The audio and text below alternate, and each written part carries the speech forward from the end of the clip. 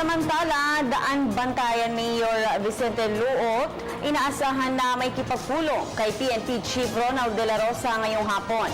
Ang ulat, alamin natin mula sa aming kasama si Waywaya Macalma live via phone patch.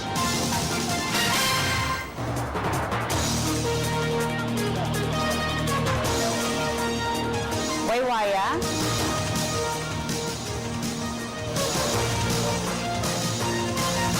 Waywaya Macalma?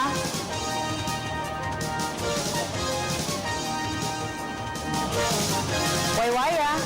Matapos ang tatlong aktibong opisyal na humarap sa kay PNP Chief Director General Ronald De La Rosa ay si retired Chief Superintendent Vicente Luot naman ang inaasahang makikipagpulong sa opisyal.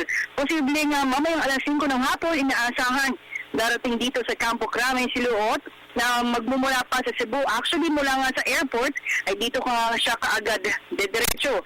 Si Luot ay nagretiro nitong 2015 na may ranggong 1 star. At ang kanyang huling hinawakan na posisyon sa Philippine National Police ay ang PNP Training Service. Ay naging director ng Provincial Office at Director ng Police Regional 8.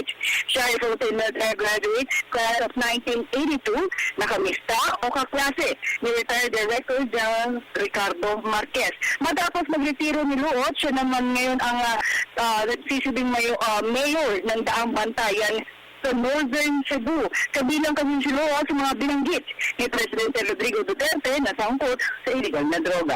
At para sa Telebisyon ng Bayan, ako si Waywaya Macalma.